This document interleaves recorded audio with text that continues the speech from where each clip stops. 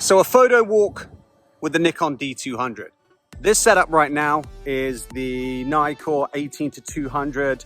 This is a VR lens I got from keh.com for $10. And this lens should normally sell for in the region of $100. You know, maybe a little bit more in mint condition. For some reason, they were selling it cheap. I've not seen an issue with it. Check out keh.com. But the Nikon D200 is probably one of my favorite cameras. It's a little bit cumbersome, a little bit big, so I don't like carrying it everywhere because of the size. But when I do take pictures with it for commercial work, I always get good results. Check out these pictures that I got from Moose Vinyl.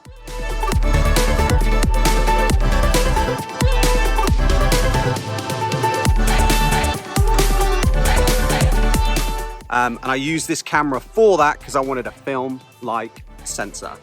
Check it out. Let's do this photo walk, take some more pics, go back and I'll give you a closer look at this camera. So let's have a closer look at this beautiful 2005 released Nikon D200. And this one's mine and it's always going to be mine.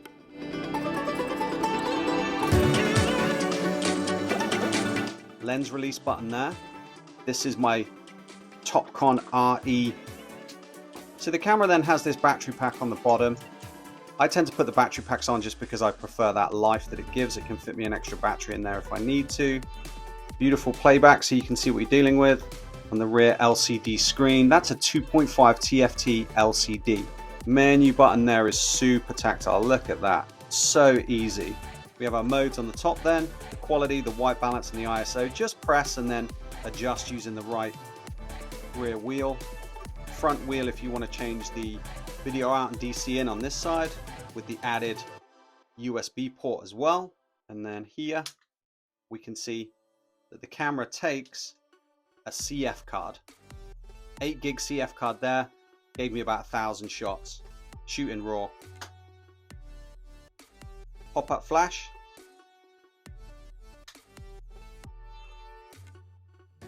Quick overview of this beautiful camera. Now I know I say this about every single camera that I own, kind of. This is because I love all of my cameras equally, but some of them I love more.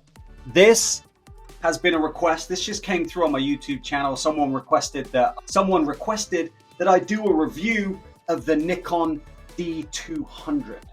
Now, that having been said, the Nikon D200 is by far my favorite. Now, the Nikon D200 is hands down one of my favorite cameras that I own. This Nikon right here, this bad boy, I've used this camera, I literally used this camera on commercial jobs. So paid jobs, I was able to use this camera. And here's why. The images you get from these early 2000 CCD sensors are insanely cool and they demand respect. Now I know that there's a bit of controversy. Now I know there's a little bit of controversy around the CCD sensor. Here's the thing. CCD sensors are not going to be around forever. They cost a lot of money to make, which is why we switched over to CMOS sensors. CMOS are quicker, easier to make, and then the newer, more modern technology comes out. So the vibes we get then from this beautiful sensor in this wonderful Nikon D200, they just, oh my God, I love them. Check out some of these images.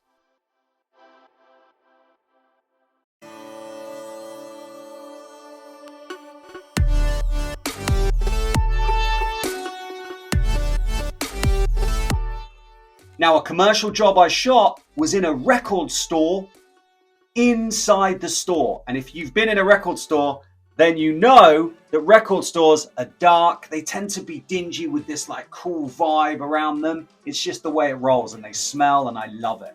And so I needed a camera that worked in low light. Now, here's the thing. The ISO on the D200, the ISO here goes from 100 to 6400. So it shouldn't really be that good in low light, but it works. And the glow you get off those images is awesome. Now, this camera was released 3 full years after the D100.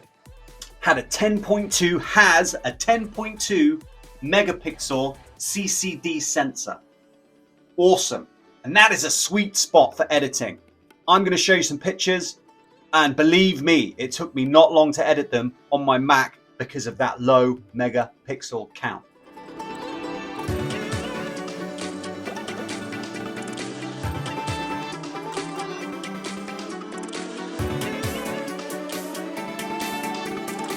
This camera is more like its big brother, the D2X. This is my D2HS, which is kind of the sport version of the D2X. And we can see the similarities. The vibes are the same, yo. I love the D2HS. Again, I did a commercial shoot with that. This particular Nikon D200 has the vertical battery grip on it. This is the NB200. And the NB200 makes this able to shoot a faster frame per second rate, 5 frames per second. And that increases the ISO also. Now we have 4 focusing modes on this camera, 4 focusing modes and a wider focusing range, which means it focuses faster than the D100, closer to the D2X.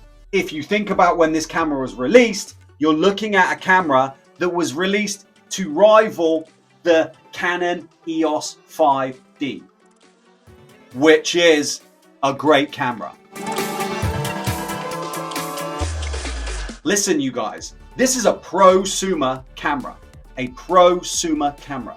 It is made of magnesium alloy rather than the D100 plastic, so it feels robust and it looks awesome.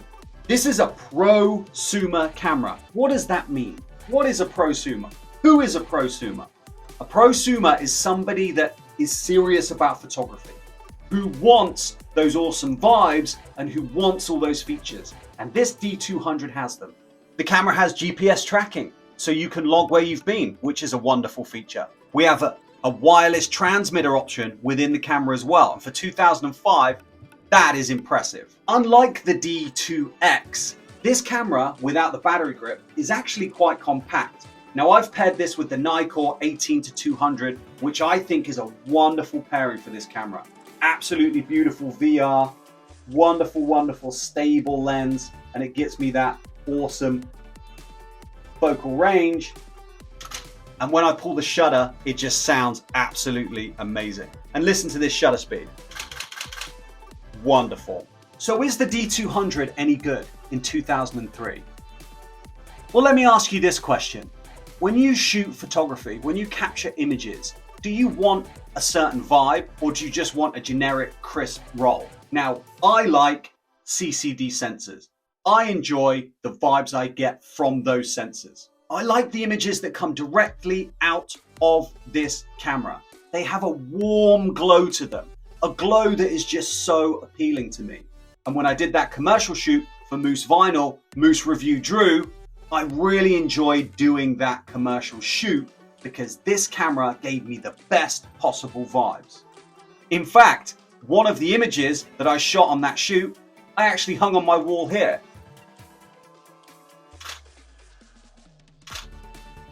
One of my favorite images, and I shot it with this camera. Price then. This camera, when it was released, was $1,700 to $1,800. Oh my God, in 2005. Woo! That's a lot of money, you guys. A lot of money. $1,700 in 2005.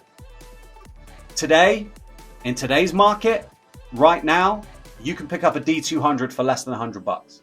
Less than $100 for a prosumer camera that was $1,700 on release, over 10 megapixels, a CCD sensor, rapid focus, f-mount lenses.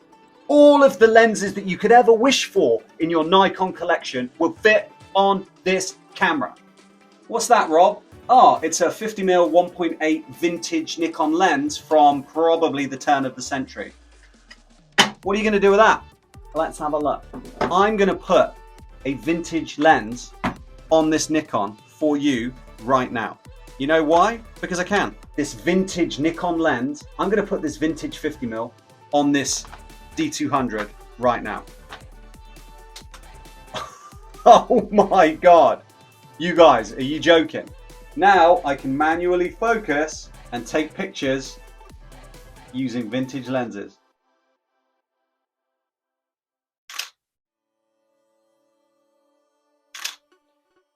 And I tell you what, the vibes you get from pairing a CCD sensor and a vintage Nikon lens, insane.